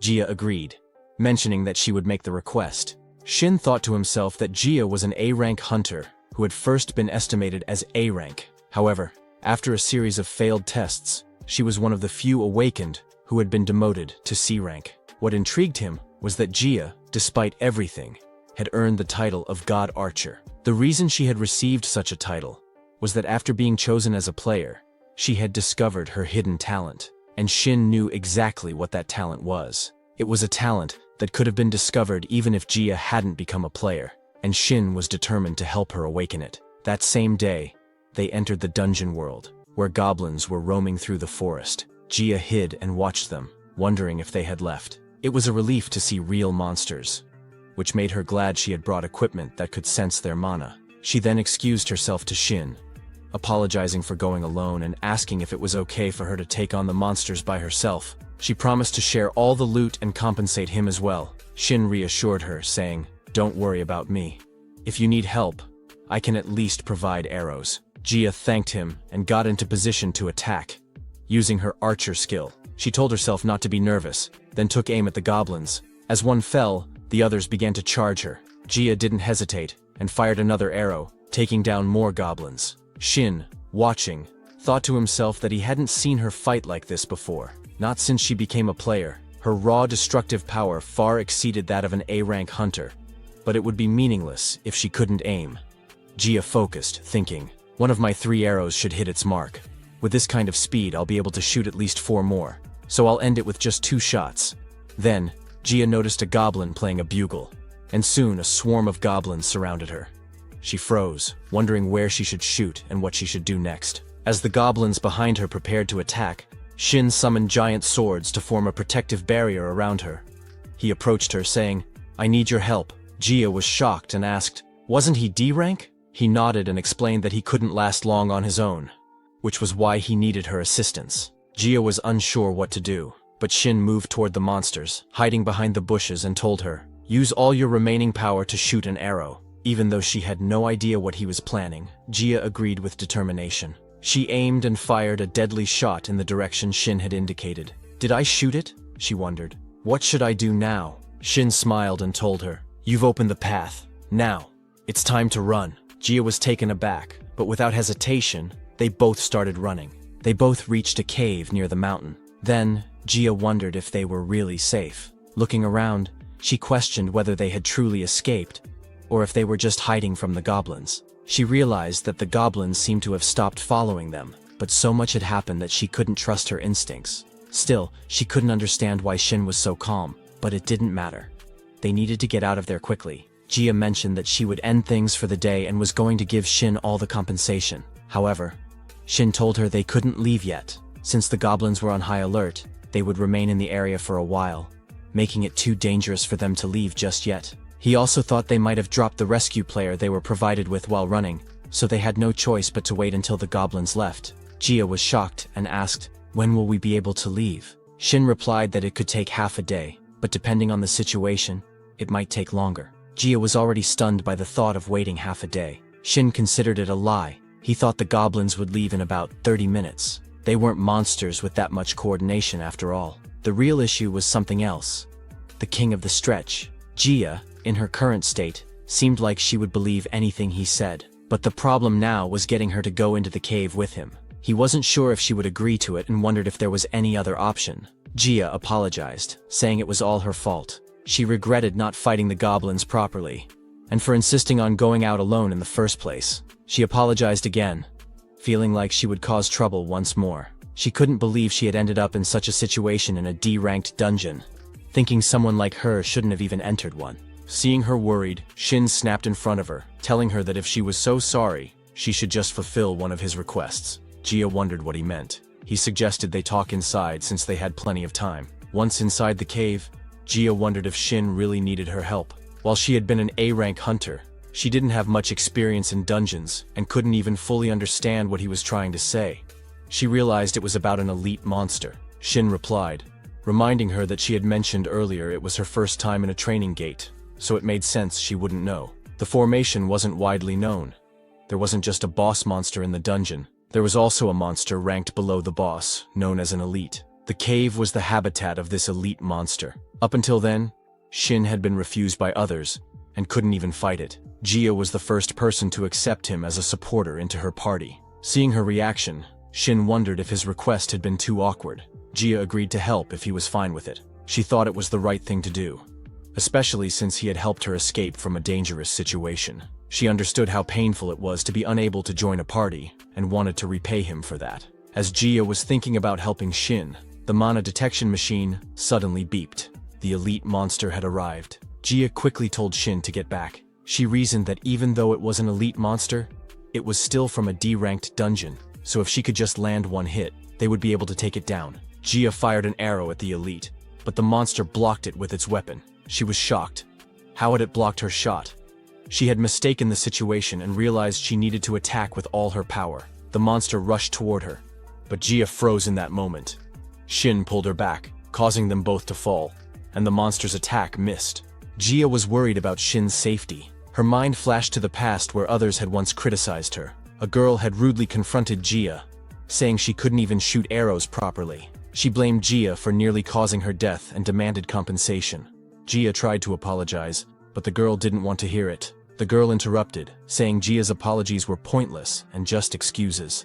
She claimed that just because Jia had been appraised as an A rank didn't mean the world owed her anything. Then, she told Jia to wait and promised to show her who she was really talking to. Now Jia, searching for another party after being expelled, had been rejected by multiple groups, even though she was an A-rank hunter. They were gossiping about Jia, calling her a failed A-rank hunter. One person mentioned that she had almost killed her party members in a dungeon. Another said they heard that Jia couldn't even kill a weak monster, which was why she was being rejected from even D-ranked parties. They wondered what had happened to her talent, questioning if she was going to be like this forever. Jia stopped listening, feeling the weight of their words. Birds, she thought to herself. Maybe she should just quit being a hunter after all. Because of her, even Shin was getting caught up in trouble. The elite monster wasn't attacking her directly. Instead, it sent its sword to block her attacks, telling her that fighting wasn't really its thing. Jia was surprised to see Shin stepping in. He calmly told her that he knew it wouldn't make sense, but asked her to listen carefully. If she could calm down and follow his instructions, they would win. He thought to himself that he had set the stage, and in such an urgent situation, there was no problem activating it. All he needed to do now was buy some time. He told Jia to look carefully at the monster, and if she did, she would be able to see something. Then, she needed to fire at that spot with all her power. Jia stood up, sensing something shift. It felt as though every fiber of her being was bristling. It was uncomfortable, but she pushed through, getting into position to attack. She could now clearly see where to strike. She knew this was her one chance and decided to put everything into a single arrow. With determination, she fired at the elite monster.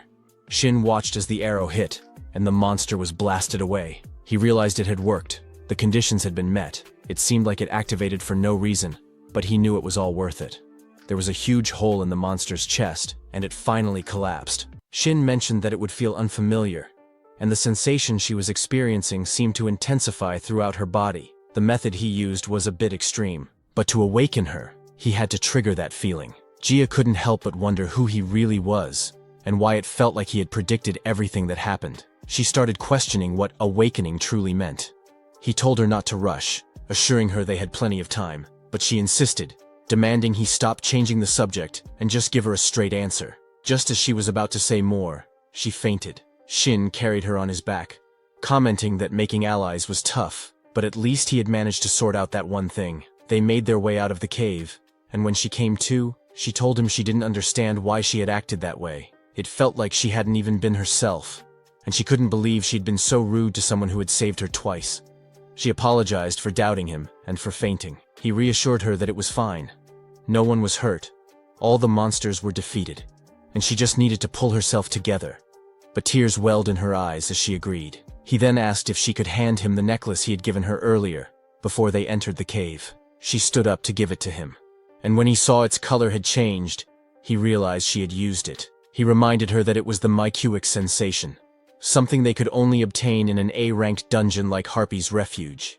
The ability of that item was to enhance the senses when specific conditions were met. The ability would activate automatically, rapidly heightening the user's senses beyond normal human limits, allowing them to tap into transcendental perception. The tricky part, however, was meeting those conditions. The user's emotions had to be pushed to the extreme, and for someone with Gia's personality, the most effective trigger was extreme fear. He explained that he had deliberately created a situation where she would feel terrified. It was going to be tough, but as long as he succeeded, he would be able to awaken her, even at a cost. There were very few items like that on the market, and he had given up on using them. But to think that Tahin could acquire one in less than 2 days, that was only possible because Shin had made everything fall into place so easily. However, he knew this was just the beginning. Gia had only experienced the awakening through the item.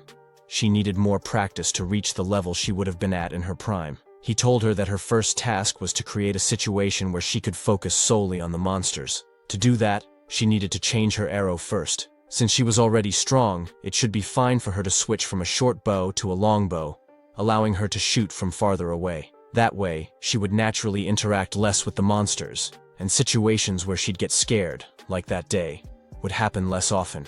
There were a few other things she needed to work on as well. She thanked him for all the advice, leaving him slightly confused by her words. She explained that she was grateful for everything, even the pendant. She had thought she was going to die without being able to do anything, but when she held that pendant, she felt something shift. It was like everything around her stopped, and she sensed a strange connection. She could see clearly where to aim, as if a target had been engraved onto the monster. To be honest, even though she was an A rank in name, she didn't feel any better than a D rank in terms of personality and skills. No matter how hard she tried to change, she only grew more disappointed in herself. But lately, it felt like she had grown so much in such a short time, just by knowing him. She began to realize she was more capable than she thought. For the first time, she felt excited about herself, and in a rare moment, she talked at length. Just as she was about to say more, he told her that it would be tough to do it alone. He gave her his number so she could reach out if she ever needed him. She smiled, happily accepting, and promised to share her number too. But just as she was about to, he received an urgent message from Tan and decided to contact him once they were out. The scene shifted to the Hunter Association headquarters, where Tahin was on the phone with Shin. After thanking him, Tahin said he'd contact Shin again after the briefing. He agreed to help Shin if he could, then mentioned that the item Shin had given him last time had been incredibly useful. Shin, now already out of the training area and parting ways with Gia, expressed relief that the item had helped and thanked Tahin for agreeing to assist him before ending the call. While Tahin waited, Min entered the room, informing him that the association president had sent word. They could move out now. As they left, Min wondered about the unusual situation. Normally, the president would send an official document, but today, he was summoning Tahin personally. Commissions sent through official channels were always tough, so if the president was calling him in directly, it might mean an S-rank gate had appeared again. Tahin reassured her that it was fine, especially since Shin had agreed to help as well. He said if he fought like he had before, there wouldn't be any danger. He felt it had been the right decision to build a connection with Shin. Min noted that Tahin seemed in a much better mood after the Arakan dungeon raid. She guessed it had something to do with that mysterious maker. He had been acting differently ever since, and she couldn't help but wonder about the unlimited support he'd mentioned. She also found it shocking that the guildmaster would offer such generous conditions, even though Tahin was no longer in the berserker class, which usually made it hard to control emotions. Yet, he was more calculated and cool-headed than anyone.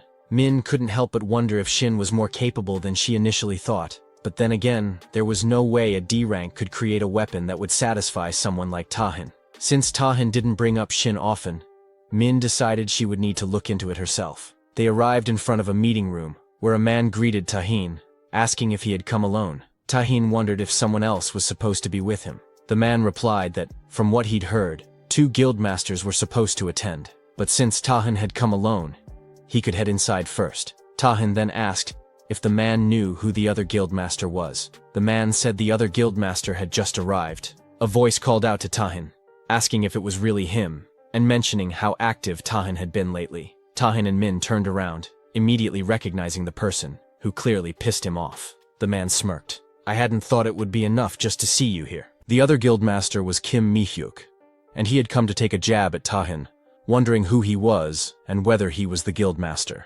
Tahin thought to himself that Kim was incredibly annoying. Kim stepped closer, saying that Tahin's guild was capable, but he needed to correct himself.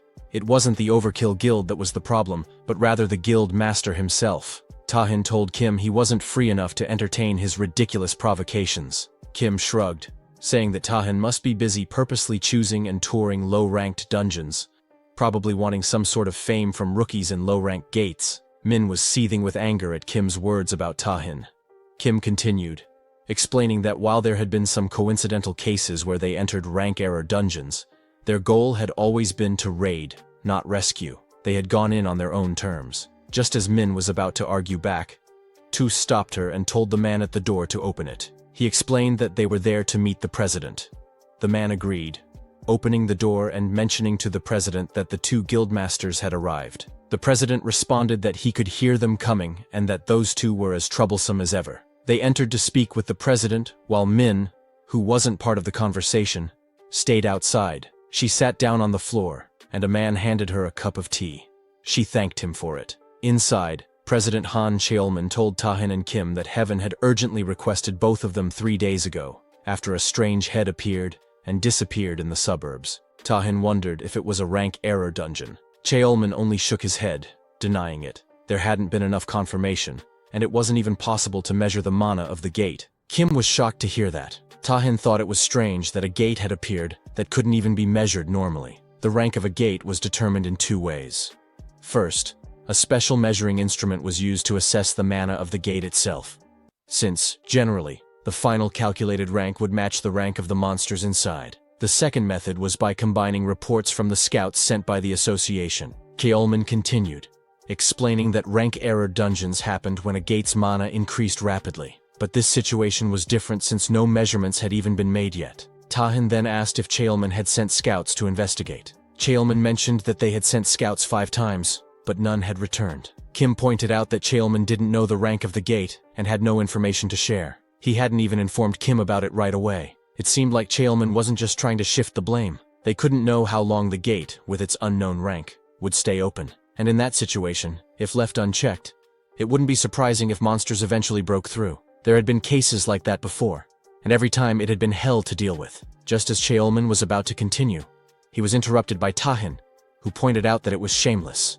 But as they said, this was an emergency. Cheolman insisted that he wouldn't take no for an answer, and needed both guilds to work together to raid the unconfirmed gate. He had originally planned to send the Hunu guild as well, but due to their sudden foreign dispatch, they couldn't join. This was serious enough to involve all 3 of the big guilds, and the deadline was in 2 days. He promised to prepare support funds and reward money to the best of his ability. If they needed anything else, the association would do its best to provide. Tahin thought for a moment, and then asked if they had to create a team based only on guild members. Cheolman replied that it didn't matter, but since the gate's existence could cause chaos and panic among the public, they would only allow a small number of verified individuals. Tahin agreed with that, The scene shifted to the Shunua Guild, where Kim rushed in and threw his coat aside. The others welcomed him, and he ordered them to create a team using only guild members with ranks A or higher. He wanted them to choose who could depart in 2 days. Kim couldn't help but think that Tahin must have a trick up his sleeve. He didn't like the smile Tahin had been wearing. Kim saw Tahin as an annoying person and was determined to use this opportunity to put him in his place. He then demanded they bring Kang Yurin onto the team. One of the women pointed out that Kang wasn't affiliated with their guild, and with her personality, she'd probably reject the offer. Kim snapped, asking who didn't already know that, and insisted they bring her by any means necessary. He wanted to see her in front of him, and if they failed, he warned them to be prepared to never work in that field again. The two were shocked, but agreed to his orders. Kim thought it was actually better that Kang wasn't affiliated with any guild right now. He planned to scout her properly, and use the opportunity to show Tahin that even among the big guilds, there were different levels of strength. The scene shifted again. 2 days later, in front of the mysterious gate, Tahin was there with Shin, a man and a girl. The girl asked what time it was, noticing the others still weren't there. The man replied that there were 5 minutes left, and the Shinwa Guild was always punctual, arriving right on time. The girl muttered that that was why she didn't like them. No manners. She joked that if they ever did learn some, she might shoot a hole in their heads. Just then, the man, who was the vice guild master, called her by name, Sun Jae, and gave her a light smack on the head, warning her to watch her words. She remarked that he was really brutishly strong, to which he glared at her. Without warning, he started chasing her, and she quickly ran off. Shin told Tahin that his guild members really had a great relationship. Tahin replied that even though they might look like that, they were incredibly reliable during battle. He then thanked Shin again for coming, admitting he'd thought Shin would turn him down. Shin explained that he'd already mentioned using the item Tahin gave him, so he felt honored to help. He also pointed out another reason. 5 days ago, a system window had appeared with a hidden quest that only a small number of players received. The selection for the quest hadn't even started yet, but he was already chosen. There was no reason for him to decline. He went on, saying that although the quest had extreme difficulty, clearing it would reward players with incredible rewards, and some people even awakened new abilities. Tahin thought it would be tied to that dungeon. Tahin apologized on behalf of Kim, knowing the man's rudeness was inevitable. Kim and his team arrived, surprised that they were so early. He apologized, saying he had a lot of work, but it seemed like the Overkill Guild had plenty of time. He teased that they must be spending all their time on low-ranking gates. No wonder they had so much free time. The Vice Guild Master of Overkill told Shin to ignore Kim and not give him any ammo. As she was about to respond, he shut her down, repeating, "Just ignore him." He reminded everyone that the rivalry between the guilds was still as bad as ever. It wasn't just an emotional battle anymore. It was all over the mass media, the constant debates about which guild was stronger. Kim looked at Shin and laughed, wondering if Shin was Tahin's hidden card. He acted like he had something up his sleeve, but it seemed like it was just him. Kim then mocked Shin's clothes, asking if he was on a trip. He was going too far. Raiding a dungeon was no joke, and it seemed like Shin just wanted to get carried. A girl stepped in and told Kim to stop getting mad. They had a new member, Kang, who had overheard and asked if they hadn't said they had no time to waste. She didn't think they had time to argue, so they should hurry up and go. Sun was shocked to see Kang and wondered about the lineup of their party. She recognized Kang as the strongest element master in Korea, someone who could use all 6 elements and an S-rank sorcerer. Then, of course, there were Kim and Taehin, an all-star lineup. She thought the raid would be a piece of cake, and that she'd gladly let them carry her. Shin, however, felt it wasn't going to be so easy. The dungeon they were about to raid was the same one from his last life. Of the 8 party members who had gone in that time, only Tahin had survived. And barely, using his trump skill afterward. The gate had suddenly disappeared, becoming an unprecedented case where 7 high-rank awakened were declared missing. The association had worked hard to censor all the information, so there was almost nothing left about the dungeon. Shin couldn't guarantee they'd defeat it this time. They entered, and Kim attacked a doll, killing it easily. He chuckled, calling it so easy. Shin was left wondering why it seemed so simple. As they were heading back to the gate, Shin mentioned how cool the place was. The Vice Guild leader told him to lower his voice. Suddenly they noticed the gate was closed. The Vice Guild leader of the Overkill Guild tried to open it but failed. He suggested they break it open with force. Shin said, "You want me to break it too?" A few of them attacked the door, but it didn't even budge. Kim told everyone to step aside as he would handle it. Just then, two of the Torah maids came in to attack, but Kim struck them back. Wondering what those things were and how they managed to get in his way, one of the girls commented on Kim's skill. Kim replied that it was no big deal and asked why he would waste his skill on something so trivial. She then noticed that the monsters were resurrecting. Kim explained that they had a resurrection ability and that they would need to be at a certain level to even stand a chance against him. He created two giant hands to strike them all at once. The others were fighting the monsters too. Shin and Kang were standing quietly, and Shin asked why she wasn't fighting. She asked the same of him. He explained that he was a support-based production class. She said there wasn't really a reason, she just didn't feel like putting in effort for a party like this. She had been a little excited at first, thinking she would be working with the strongest person in Korea, but now it seemed like all show with no substance. They couldn't even kill one monster. Had she known it would be like this, she would have declined the invitation. Shin felt something strange about the polluted mana from the monsters. It didn't seem normal. He wondered if it was like they were tied together by threads. All of the mana seemed connected to an object, and he thought maybe they just needed to break it. He also wondered if he had any reason to show off his skills to them, but it should be fine if he could just use his rental powers. Kang used her ability to make something small appear from the ground. Shin asked if she had enough mana to deal with the bugs and why she didn't send it over there. She replied that she had mentioned it earlier and that she only kills what she wants to. As she destroyed a bug, Shin thought it might be worth checking and then teased her, saying she must be afraid of bugs. She snapped at him, telling him to stop talking to her because it was annoying. He apologized, saying he wasn't meddling, but pointed out that there might be a bug monster nearby. Kim was attacking the monsters as well, but they kept getting back up. He wondered why his attacks weren't working. Tahin was also fighting them, and then suddenly, everything stopped. Kim wondered what had happened and realized he was finally warmed up, though it felt like small fires were starting to burn out. In the end, the object controlling the monsters was destroyed, and Shin, absorbing its mana, realized it was the source of the resurrection ability. If he hadn't been able to see the polluted mana, he wouldn't have been able to figure it out. Shin wondered if this was the reason they had failed to raid it in his last life. Tahin told the Vice Guild Master that the lobby was basically empty, and they didn't know for sure what was going on, so they should research the entire first floor. The Vice Guild Master agreed, saying he would take the lead and everyone should follow him. They rushed ahead and ran into a group of the same monsters. Kim shoved the Vice Guild Master aside, saying he would go first. He attacked the monsters, and Sung wondered if the mana they were gathering was coming from the object inside itself. Shin pointed to his spot and told her to shoot there. She got confused, asking if that would break the controller. Shin told the others what was happening, and in a second the situation was cleared.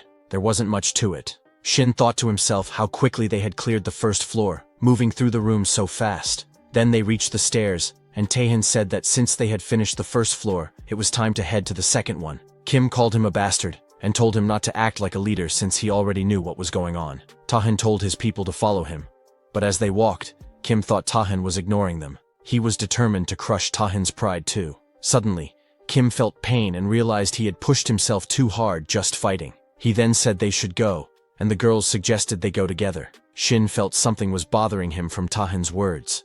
Nothing seemed wrong, but he needed to check the room himself. So he entered alone and saw some man ahead of him on the second floor. They were attacked with strong power, and Kim said he didn't have time to use his skills.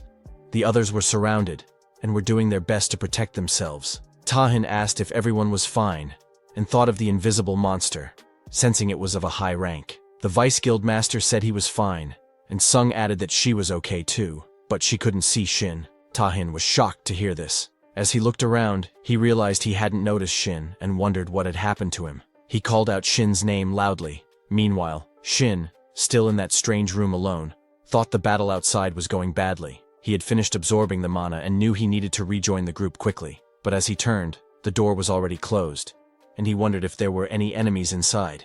Then he saw a girl appear from behind the door, holding a small doll in her hand. Shin had wondered what a young girl was doing in the dungeon. She called out to him, asking if he was the hunter, and then told him to just follow her as she turned to leave. He called out, asking her to wait, and how she knew he was a hunter. She replied that the lady downstairs had told her a hunter would come to save her later, and that they should leave together when that happened. Since Shin had made it all the way here, she figured he must be the hunter the lady had talked about. Shin wondered about that lady. They both headed downstairs, and the girl asked him if he didn't know her. She thought it was strange but was sure he was the hunter the lady had mentioned. Then the girl called out to the lady, saying it was time to get it together because the person she talked about had arrived. As Shin looked at her, he thought it seemed like she had suffered some mental damage from something. He excused her, saying he had been sent by the Hunter Association. When she heard that, she immediately got up, asking if he was really sent by them. He confirmed and mentioned that it must be a tough situation for her, but he wanted to understand what happened. She got on her knees, visibly relieved, and thanked him. She then explained that she was the 4th scout sent into the dungeon. Since the first 3 scouts didn't return, she was ordered to investigate and search for them. However, as soon as she entered the dungeon, dolls from all directions started charging at her. She was taken aback and tried to leave through the gate, but for some reason, the door was closed, and the wooden top was blocked, trapping her inside. Shin thought they were in the same situation and asked if she knew what had happened to the other scouts. She nodded and explained that she had called out their names to check from the entrance, but something felt off. They seemed unconscious. Suddenly, the others tried to attack her, so she ran and ended up meeting the girl who had helped her a lot. She said the lady had played with her too much. Shin asked for the girl's name, and she replied that she was Elizabeth, but preferred to be called Beth. He suggested they leave together for now since staying there alone would be dangerous. She replied that the outside was even more dangerous on the 2nd floor. They kept battling the invisible monsters. Shin felt the enemy's stealth was slowly wearing off and wondered if they were human-type monsters. Just then, a card fell, and Shin noticed the face on it. It was similar to the one on the missing scout poster he had received from the association president. Sung also mentioned that the enemy's faces seemed familiar. When Shin saw the card, he told everyone not to attack.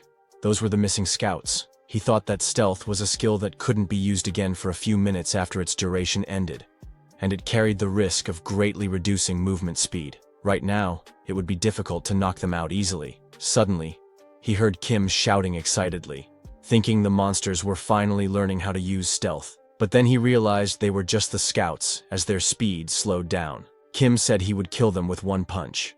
He attacked, and Sung even shot at him, aiming for his nose. This only made Kim angrier. Kim had gone insane, pointing out that those weren't monsters but people they needed to save.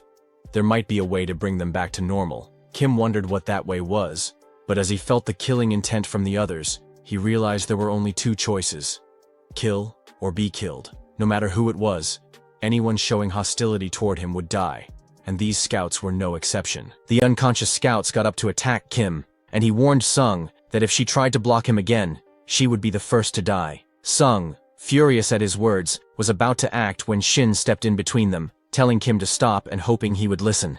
Kim told him that everyone was blind to their own causes, and he would show Shin how blind he truly was. At that moment, a girl stepped forward to protect Shin. Kim coldly said it wasn't a request, but a deal. He would pass over the raid's rewards and funding to the Shinhwa Guild. With those conditions, he thought it was enough to consider it. An attack came at Kim, but he blocked it with his hand armor, saying it was just a warning. He added that if Shin pissed him off even slightly, he would kill him immediately. Shin thanked him for the warning and thought he had gained a bit of time. Sung apologized to Shin for what she had done, and he told her to take responsibility later.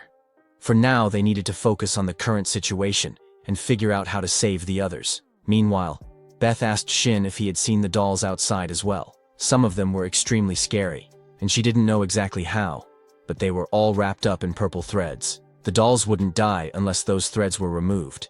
They would just keep attacking endlessly. The threads were so sturdy that it was hard to break them. She asked if he also thought it was scary. Shin then asked if the dolls would return to their normal form once the threads were removed, and if it was possible to turn his colleagues back to normal. Beth replied that she had heard they needed to stop the device attached to the dolls' bodies once the threads were gone, but if they tried to forcefully remove the threads, the body would collapse. She wasn't sure if that would help though. Shin thought it was a tough question, but she had answered it so friendly and clearly that he was reminded of another question. On the 2nd floor, they realized that 30 seconds after stealth was released, they would all be dead. Sunan worried and asked Kang if she could help by blocking their movements with ice or something. Kang warned her not to cross the line, as the situation was already frustrating her. The countdown continued, and then Kim used his power, getting riled up. He jumped to strike, but was stopped and realized his skill had been nullified. The pain from earlier was starting to return. Someone told Shin that he had stopped his abilities at the perfect time. Shin, with Beth, said they were almost unable to save them, so it was time to leave it to him from now on. That's it for today. Make sure to subscribe and comment below with your thoughts on this recap. Thank you all for watching.